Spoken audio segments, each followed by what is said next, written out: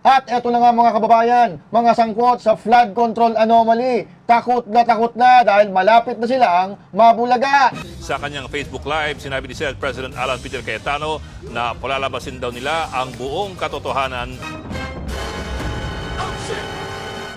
At dahil dyan, Jinggoy Estrada, kinukontrata, pilit sinusungkit para sumama sa kanila. Oy! Araw-araw na lang siyang sinasabihan. Tinatawagan, no? Gusto ko pa bang makulong samantalang ito lang ang pakiusap namin sa'yo? Oho. Oh. Ayaw ko nang banggitin ang mga taong tumatawag sa kanya.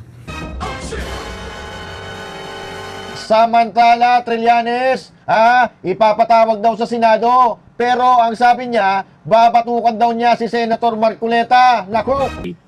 Marcoleta ay hahamunin niya akong pumunta ng Senado para batukan siya. I will accept that as well. At eto, breaking news, paninira kay BP Sara, hindi umobra. Bagong survey, number 1 pa rin si BP Sara. Aba, iyak ka na! Kung record low ang net satisfaction rating ni Pangulong Bongbong Marcos, si VP Sara ang may pinakamataas. At pag-uusapan po natin lahat ng yan mga kababayan maya-maya po. Lamang. Para lagi kang updated. Ako nga pala si Bidaya ng mga oposisyon sa kasalukuyan po. At sabi nga, galit na galit ang mga dapuhan ng Pangulong Duterte. Kung hindi ka pa nakakapag-subscribe, isubscribe mo na yan! Okay. At syempre, magandang araw mga balateros at mga kababayan kong Pilipino sa iba't ibang panig ng mundo. Ako po si Master Judea. Baka na!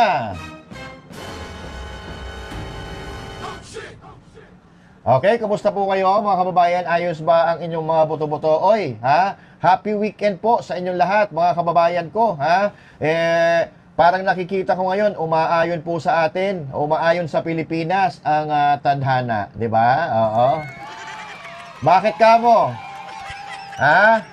Hindi po sila nagtatagumpay sa mga plano nilang masasama. Grabe, mga gigil na sila, no? Oo.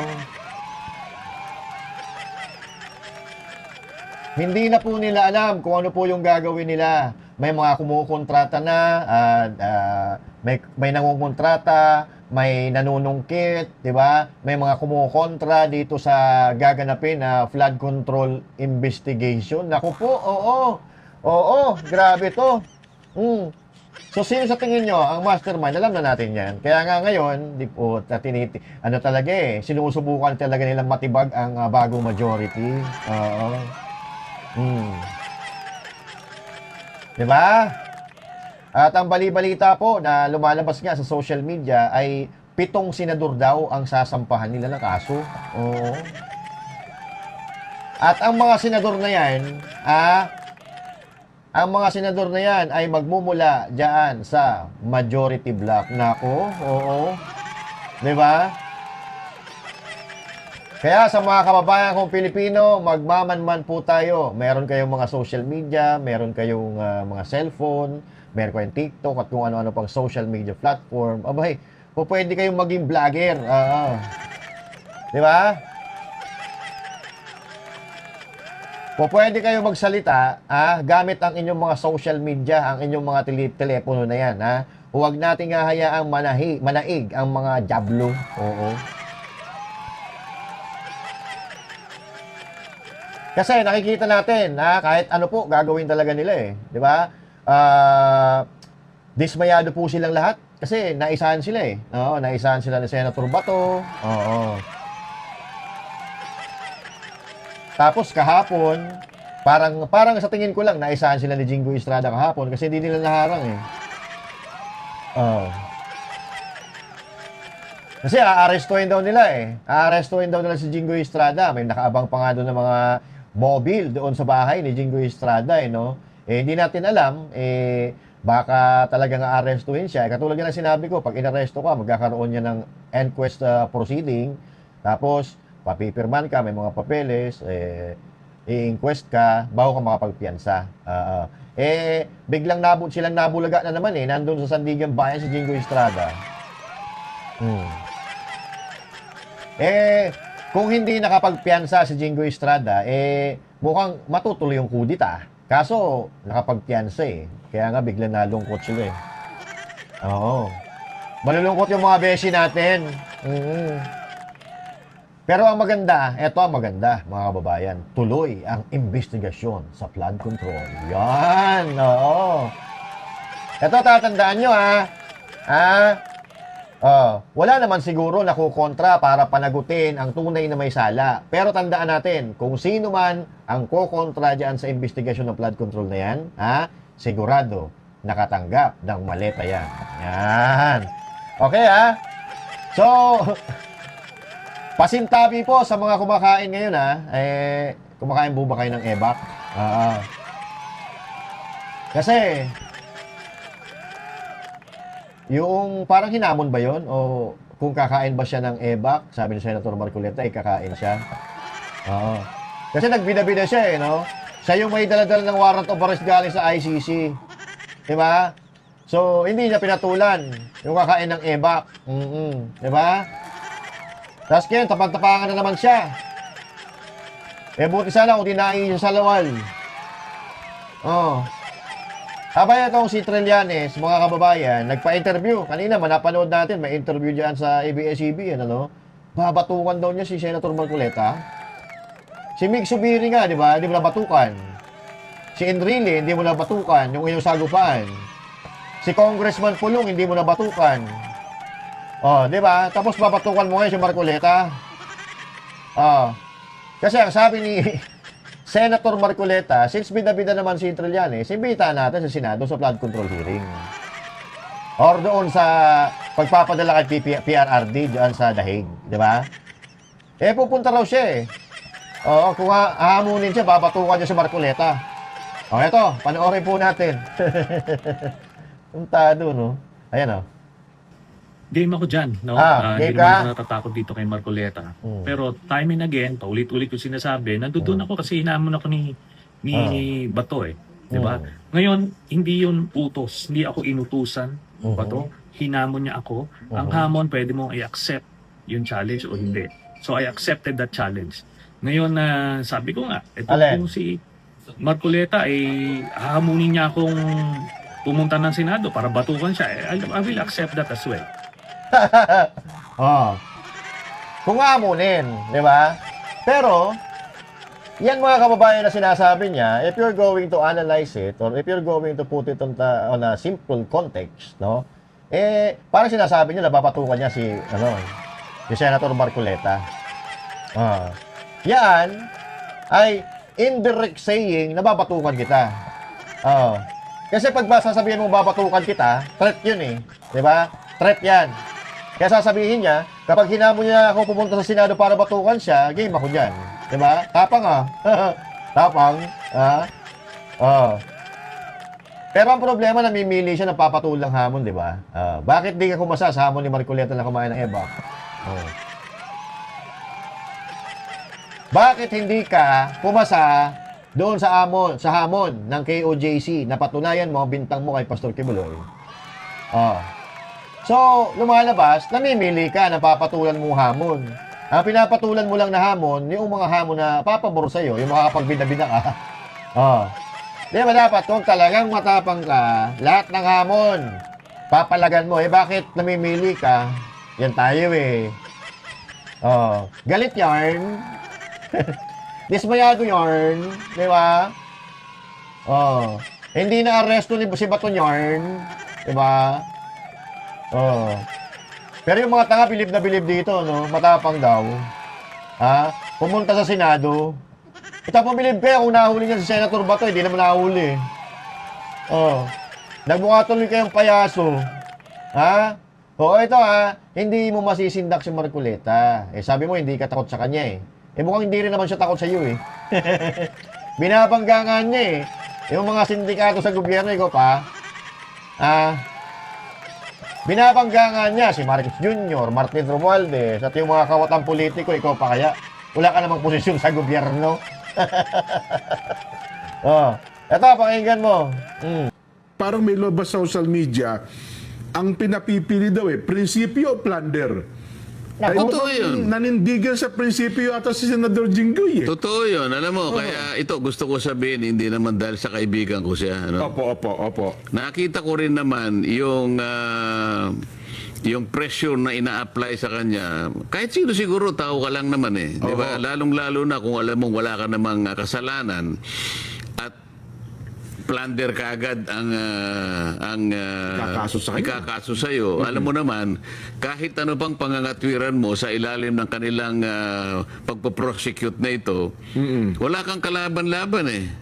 Opo. Wala kang kalaban-laban. Kapag pinail nila sa Sandigan Bayan, arestado ka kaagad, kulong ka kaagad, ganon kasimple. Ang mangyayari ron, nahiwalay nila sa amin, hindi siya makakapag-attend ng hearing. Opo. O yung mayorya, malulusaw nila. Yun ang kanilang yun ang kanilang pinupuntahan. Ngayon, pag-isipan po ninyo kayong mga kababayang nakikinig. Talaga bang interesado sila na i-prosecute si Senador Jinggoy? O interesado lang silang maibalik yung mayorya sa kanila? Kasi kung talagang may kasalanan yung tao, ba't kinakailangan mong gipitin? Ba't kinakailangan siyang umalis? Oho. At sasabihin mo sa kanya, para hindi ka na mahirapan. Ikaw naman, ilang beses ka na namin kinukumbinsi. Kumalas ka lang sa kanila, wala ka ng kaso.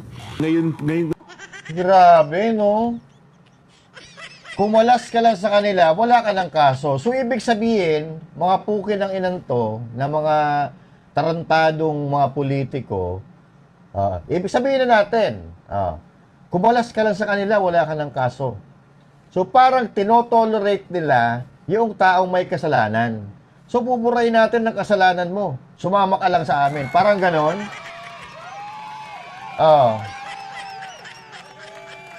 Dalawang bagay lang yan. It's either ito-tolerate nila para kumampi ka sa kanila or talagang pinag-iinitan ka lang nila. Grabe, no? Napakadumi po. Napakadumi po maglaro ng mga tarantadong to, no? Tatakutin ka ng mga kaso-kaso, pipilitin ka, natalikuran mo yung prinsipyo mo. Tanungin ko kayo, itong mga nasa minority, ano bang sinakripisyo ng mga yan? Diba? Nagpakamatay ba sila para sa bayan? Sinasabi nila, puro taong bayan, pero wala naman sila ginagawa sa taong bayan. Diba?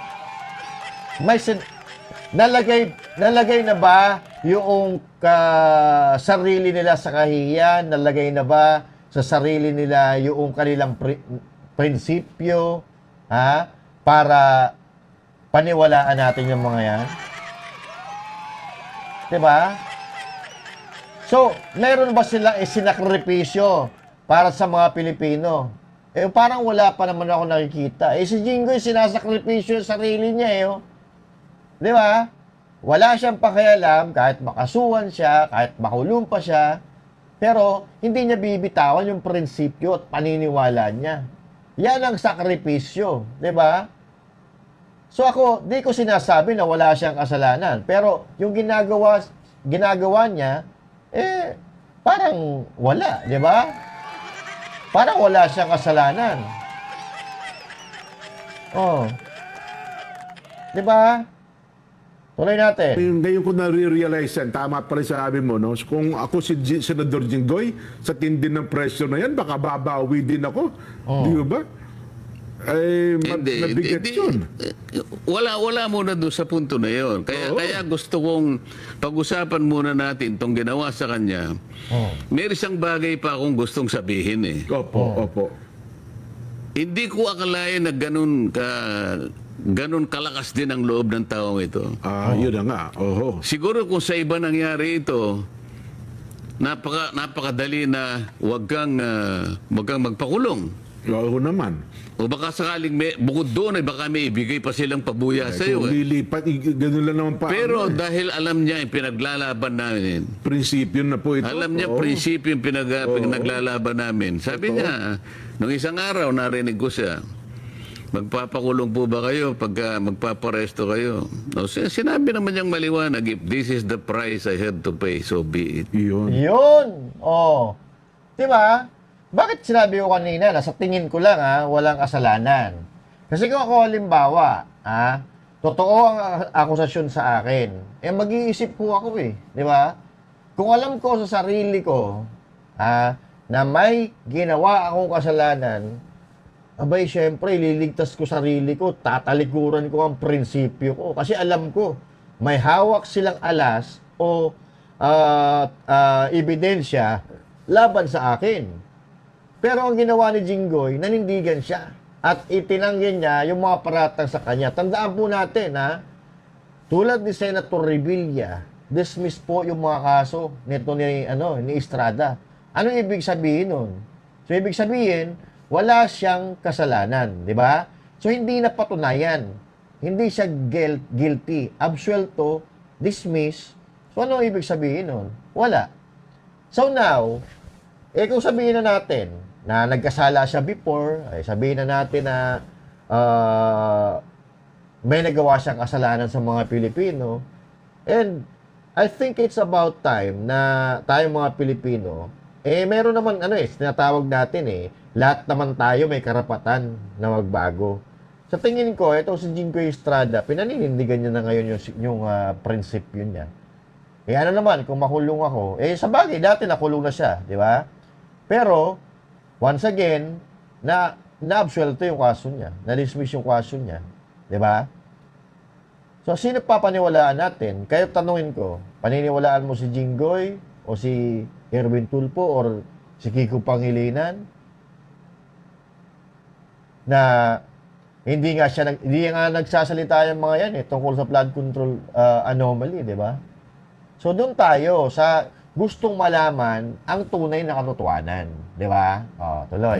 So kailangan po malaman ng tao na siya ay talagang nanindigan. Hindi siya kumalas sa amin. Kahit na siya'y makulong pa, hindi siya lalabas, hindi siya kakalas sa aming grupo na 13 kami. Well, again, Sen, liwanagin lang natin, hindi natin binabanggit ito, kundi parang kampiyan si Senador Jinggoy para sabihin wala siyang kasalanan, may kasalanan, kundi ang ating binabanggit, yung paninindigan niya doon sa kanyang prinsipyo Yung paninindigan niya, Yun. binabanggit natin sapagkat Opo. alam namin at sinasabi niya sa amin, araw-araw na lang siyang sinasabihan. Sinatawagan, no? Gusto ko pa bang makulong samantalang ito lang ang pakiusap namin sa iyo? Oh. Ayaw ko nang banggitin ang mga taong tumatawag sa kanya. Nako.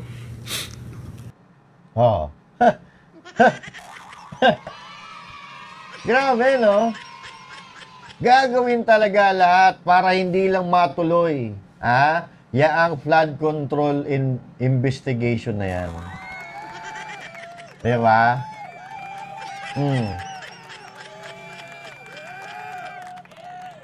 So, tandaan po natin, once again, na-dismiss po yung kaso niya ni Jinggoy Estrada dati. So, may karapatan siya na makalaya. Dismiss niya di ba? So, ibig sabihin, hindi na patunayan, hindi siya guilty. Hindi tulad, nitong mga umamin na sila ay nagnakaw tulad ni Bernardo, ni Alcantara. Di ba umamin sila? Na naghatid sila ng pera. Nagsulit pa nga sila ng bilyong-bilyong pera, di ba?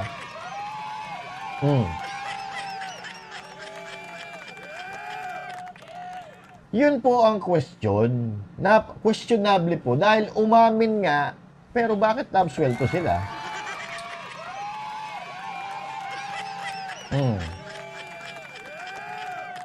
Yung mga pinagbintangan nila, yung mga itinuro, binanggit yung pangalan, ayun, nasa kulungan, si Bong Revilla. Diba?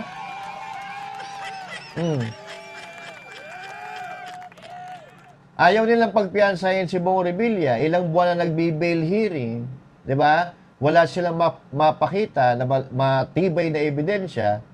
So, bakit hindi pinapayagan magpiansa? O baka ayaw talaga payagan makapiansa? Or ayaw payagan makalabas? So, dyan mo makikita, mga kababayan. Tanungin ko kayo, walang ebidensya na matibay, bakit ayaw palayain? Diba? Kasi, sa nakikita natin ngayon, kapag nabubuking na sila dito sa issue na to, palulutangin na naman nila. Actually, ginagamit nila yung ICC, ginagamit nila si Pastor Kibuloy, ginagamit nila si PRRD, impeachment kay BP Sara Duterte. Yung rebellion lagi di ba? Pagka medyo magulo na, ipapalabas naman ng media, buong rebellion tayo. Minsan, Kibuloy tayo. Minsan, ICC tayo. Minsan, impeachment tayo. Di ba? So, nililin lang nila mga tao. I think it's about time na matuwid na ang bansang ito. Yung mapanagot talaga, yung tunay na magnanakaw, yung tunay na may kasalanan, yung tunay na mastermind. Pero ito ang maganda dyan, mga kababayan.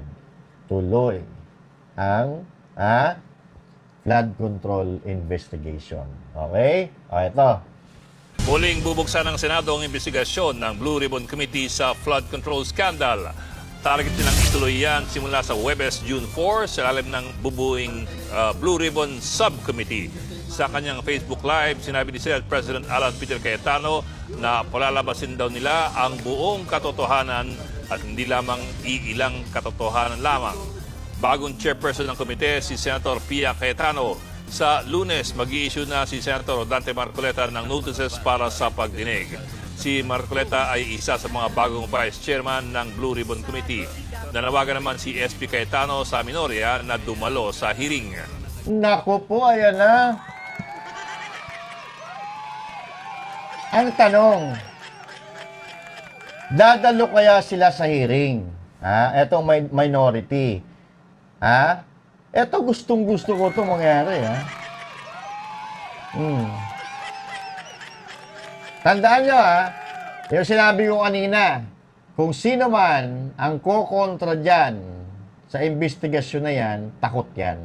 Kung sino man ang pipigil sa investigasyon na yan, may tinatago yan. Diba? May isa na nga umaray kahapon Si Tito Soto umaray na. Ang sabi niya, hindi daw legal ang subcommittee. Bakit hindi legal ang sinabi niya? Kasi hindi naman siya illegal. Kapag sinabi niya kasing illegal, mababalikan siya. Kasi wala namang sinasabi sa batas na illegal yan. Ginugulo lang ni Tito Soto yung utak ng mga Pilipino. Minamanipula ni Tito Soto ang mga tao. Kasi kapag sinabi mong hindi legal, ano kabaliktaran na hindi legal? Hindi illegal, so bakit niya hindi sinabi na illegal yan? Instead, ang sinabi niya, hindi legal.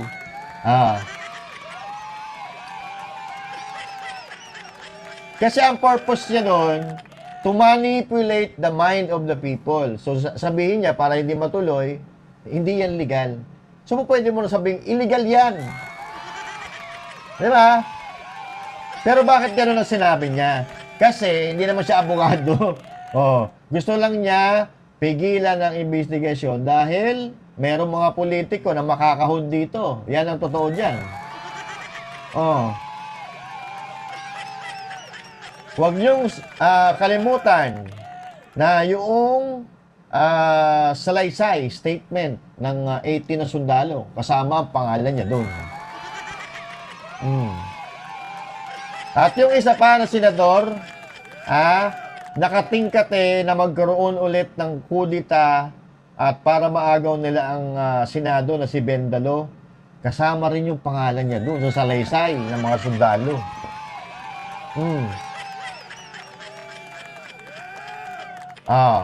Kaya may mga balak na pumasok sa politika, siguraduhin ninyo na tamang pinto ang papasukan ninyo. Huwag kayo papasok sa pinto ng maletagang kasi malalaman ng taong bayan yan. Diba? Tuloy natin. Sabi ng ombudsman, meron mastermind. Sabi ni Senator Lacson, walang mastermind. Sabi ni Senator Lacson, ito yung mga dapat hindi imbitahin. Sabi naman ni Senator Marcoleta, ito dapat imbitahin. So I'm inviting the whole public, bantayan yung Senado. Ayan. So yan. Di ba? Transparent. Bantayan nyo ang Senado. Yan ang tama. Bantayan nyo ang Senado. At ang gusto namin, lahat ng hearing na yan, transparent din. Nakikita ng taong bayan. Hindi katulad ng mga nagdaang hearing na kung kailangan na, ayaw na nga padaluhin yung mga gustong tumistigo. Si Lacson pa ang nagiging, may dalawang babaeng testigo dati, di ba? Hindi naman niya pinagsalita. Siya ang nagsalita para doon sa dalawang babae. So, kitang-kita natin kung paano nila binanipula yung pang-iimbestiga, 'di ba? Tapos ngayon gigil na gigil sila. Tapos ngayon galit na galit sila sa mga kritisismo. Pinili nyo yung sitwasyon na yan eh. Pinili nyo yung kinilalagyan nyo na yan. Pinili nyo makipagsabwatan sa mga kate. 'Di ba?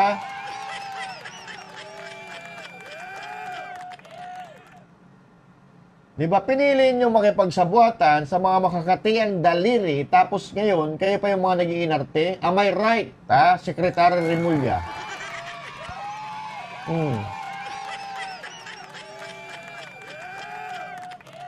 Biruin mo, you will bend the law to satisfy the people.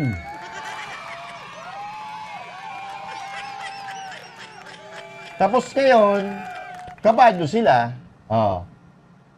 Kabado sila. Bakit kakakabahan kung wala ka namang kasalanan? Di ba? Tapos ang ginagawa nilang scapegoat, si VP Sara. Sila naman yung nagsasabuatan dyan, pero si VP Sara gusto nilang parusahan.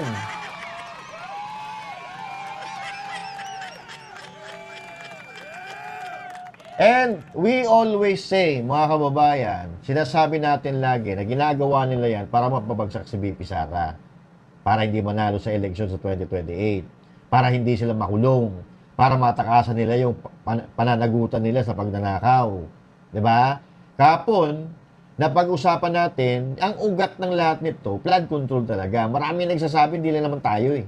Una pa, na sinasabi natin, a few months back and all that, hindi magkakaganito ang Pilipinas kung hindi nagkaroon ng malawakang lakawan sa kaban ng bayan.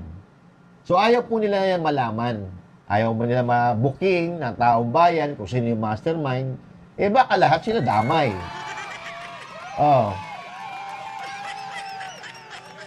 Pero hindi na po talaga naniniwala ang mga Pilipino. Kahit anong paninira ang gawin nila, kahit anong pagpapalusot ang gawin nila, kahit ano, ibato nila ng ibato, gawin nilang masama si VP Sara, ang masa hindi na naniniwala. Wala na silang magagawa dahil si VP Sara ay tunay na nakatadhana na magiging Pangulo ng Pilipinas. Oo. Si VP Sara kung hindi yan nabudol na magkapatid na Marcos, baka siya ang Pangulo natin ngayon. Kung hindi siya nabudol noong 2022. Kung nakinig lang siya sa panawagan ng taong bayan, sana siya ang presidente ngayon. Pero okay lang yan. Dahil ito ay paraan ata ng ating Panginoon.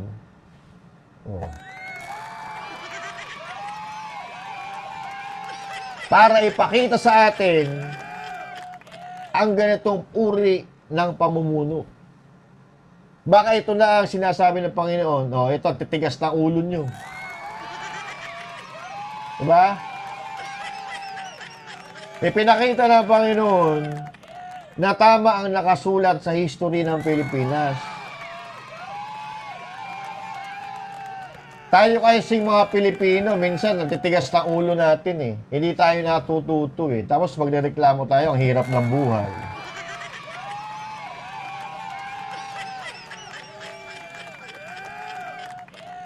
Magrereklamo ka ng hirap ng buhay, pero pag eleksyon, tumatanggap ka ng bigay.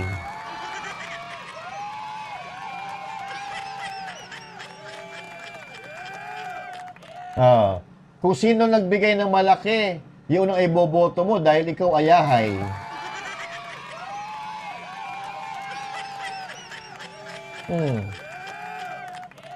Sana maniwala na kayo na pag nagbigay ang mga yan, saan nila kukunin yan? Di ba? Saan nila babawiin yan? Eh di sa pondo ng Pilipinas, sa kaban ng bayan, tingnan nyo, flood control anomaly, pinagpiestahan ng mga kawatan. Di ba?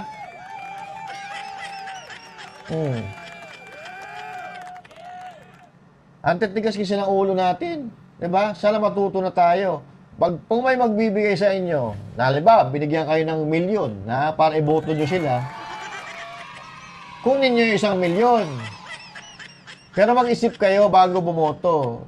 Iboboto ko ba yung nagbigay sa akin ng 1 milyon o iboboto ko yung karapat dapat talaga mamuno sa bansang ito? Di ba? Tigas ng ulo natin kasi, di ba? Oh. May history na nga eh. Pinalayas na nga sa Pilipinas eh. Si BP Sara kasi, no? Pero okay na yun. Nangyari na eh. Nagsisi na si BP Sara eh. O eto example. May pinalayas ka sa bahay mo dahil nahuli mo, nagnakaw sa'yo.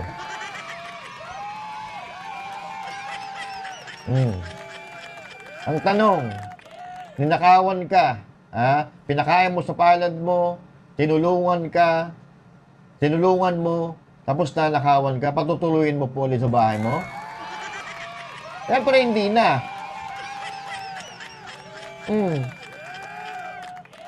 Pero ang nangyari kasi pinatuloy nyo pa rin eh.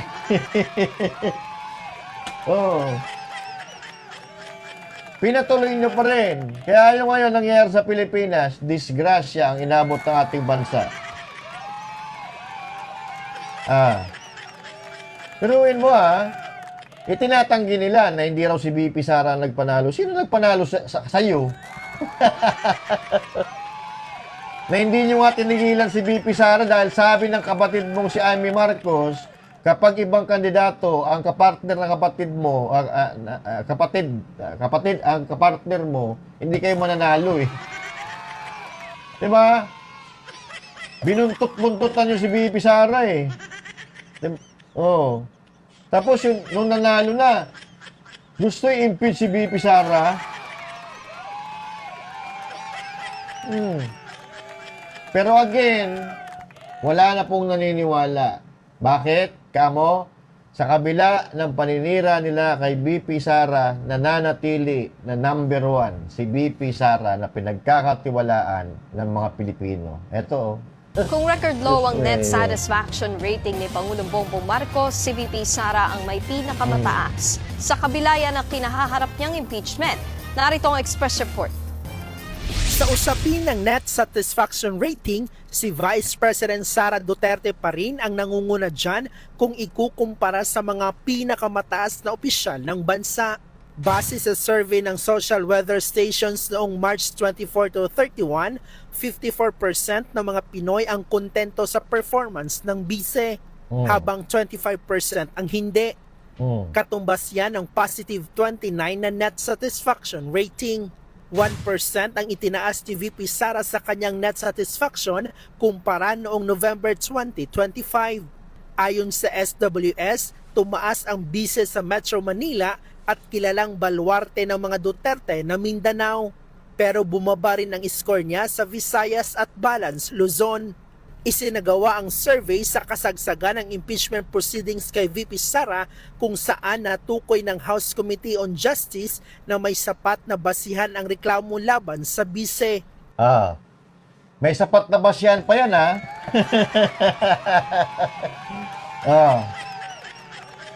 So ibig sabihin, pati dyan sa mga kongresista, wala na naniniwala. Diba? Sinasabi nila may basihan, yung reklamo, yung impeachment kay VP Sara, and all that. Pero bakit mataas pa rin siya sa survey? Diba? Isa lang ibig sabihin nun. Wala na talaga naniniwala sa kanila.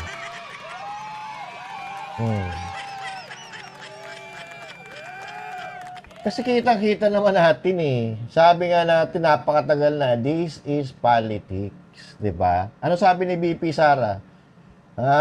Hindi po pwedeng walang managot. Yan. Ayaw na ayaw. Alam mo yung mga kawatan na yan, ayaw mga kawatan, mga durugista, komunista, ayaw sa mga Duterte yan eh. Dahil pinahirapan sila ng mga yan sa Davao. Oh. Si PRRD nung nanalo, ang dami nakapila ng mga bilyonaryo. Oo. Mga negosyante. Hindi niya hinarap. Di ba?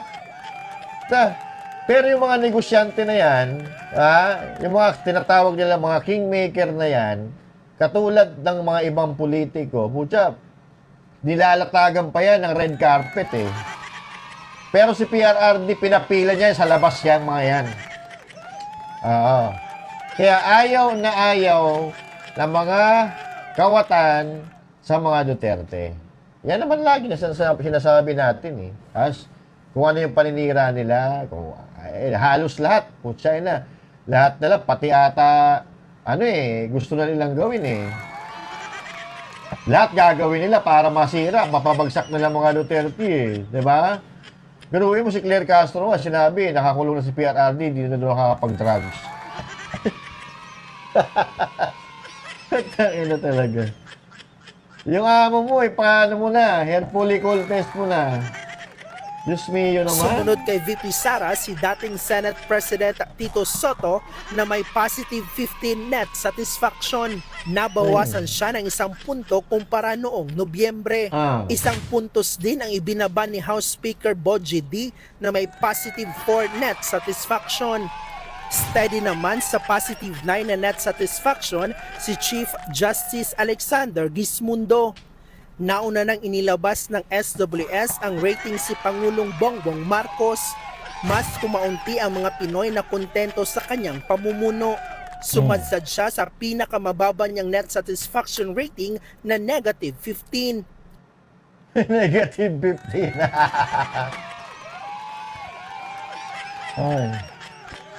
Hoy!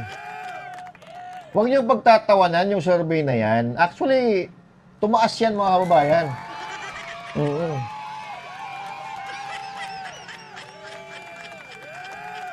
Tumaas yan, maniwala kayo. Kasi dati, negative 3 lang yan. Ngayon, negative 15 na. Di ba tumaas? Kayo naman. Sabi nga ni Claire Castro, hindi indication ng negativity yan.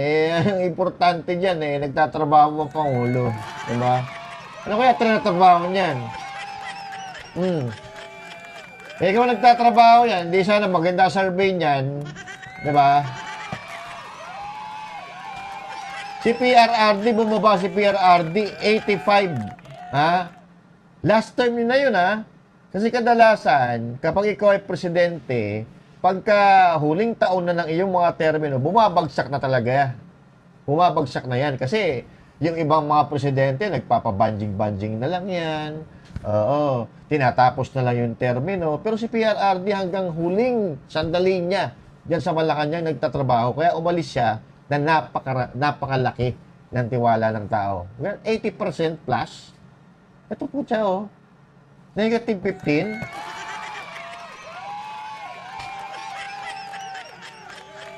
Napakadali sana.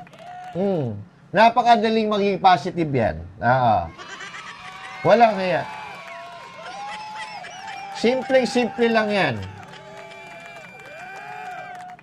Ang gagawin mo lang, magpa-hair follicle test ka, baka mag-positive na yan. Oo. So ito, mga kababayan, itong survey na ito, itong survey na ito is guide lang naman. Hindi naman ito,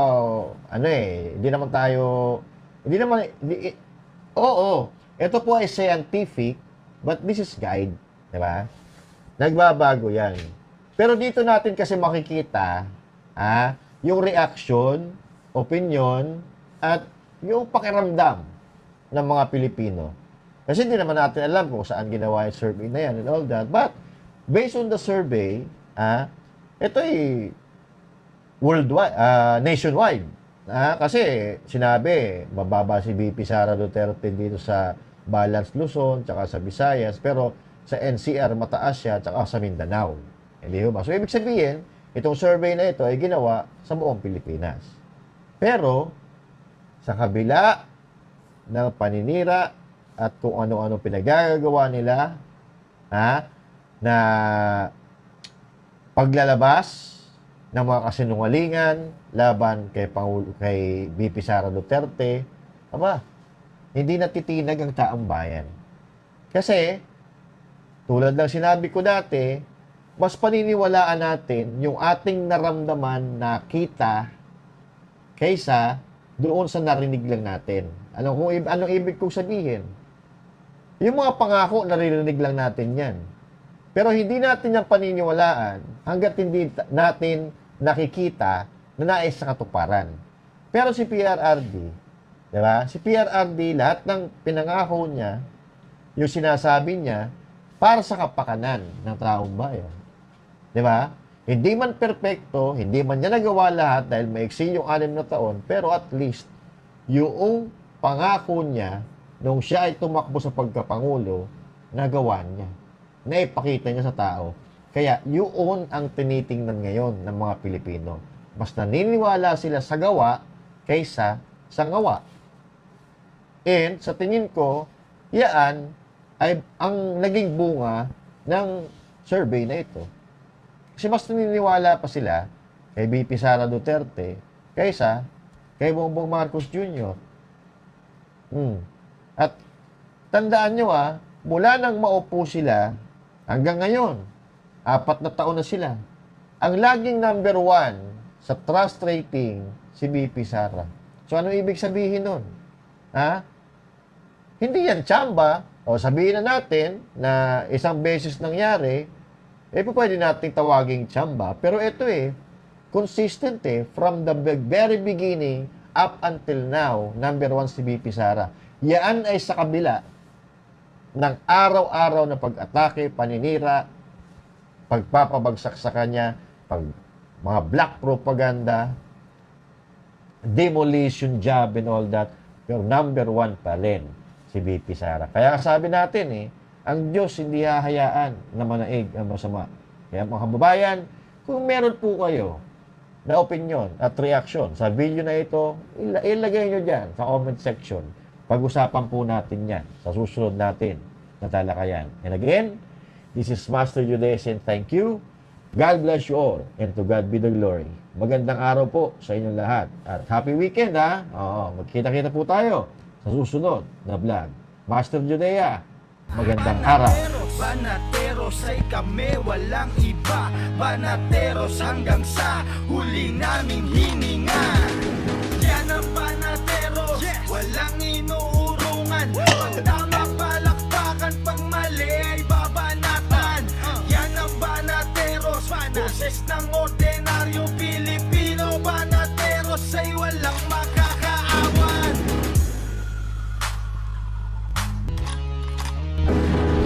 Para lagi kang updated. Ako nga pala si Bidaya ng mga oposisyon sa kasalukuyan ko. At sabi nga, galit na galit ang mga dakungan ng Pangulong Duterte. Kung hindi ka pa nakakapag-subscribe, isubscribe mo na yan!